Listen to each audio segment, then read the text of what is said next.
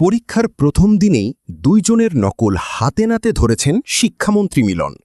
SSC পরীক্ষার প্রথম দিনেই মানিকগঞ্জ সারাইল উচ্চ বিদ্যালয়ে ঝটিকা সফরে যান শিক্ষামন্ত্রী মিলন। কোনো প্রোটোকল বা পূর্ব ঘোষণা ছাড়াই তিনি সাধারণ পোশাক ও একটি সাধারণ পাজেরো গাড়িতে করে কেন্দ্রে উপস্থিত হন। মন্ত্রী জানান, তার আগমনের খবর আগে জানলে সবাই সতর্ক হয়ে যেত, তাই এই গোপনীয়তা। পরীক্ষা চলাকালীন মন্ত্রী ক্লাসরুমে ঢুকে পড়লে এক শিক্ষার্থীর কাছে নকল পাওয়া যায়। মন্ত্রী নিজেই সেই শিক্ষার্থীর টেবিলের নিচ থেকে নকলের কাগজ উদ্ধার করেন এবং শিক্ষার্থীর খাতাটি করেন।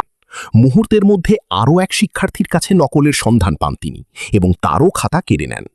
দুইজন শিক্ষার্থীর নকল হাতে নাতে ধরেন শিক্ষামন্ত্রী মিলন।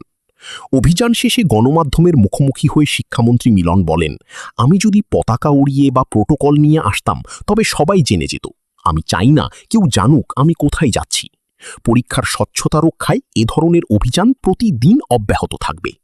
শিক্ষাকেন্দ্রে সিসিটিভি ফুটেজ পর্যবেক্ষণ করে পরীক্ষার সার্বিক পরিস্থিতির উপর কড়া নজরদারি রাখার নির্দেশ দিয়েছেন শিক্ষামন্ত্রী।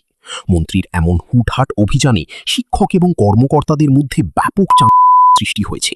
শিক্ষার্থীরাও ব্যাপক প্রকাশ করেছেন। ভিউয়ার্স, শিক্ষামন্ত্রী হুটহাট করে নকল ধরা নিয়ে আপনাদের কি মন্তব্য অবশ্যই কমেন্টস করে জানাতে পারেন।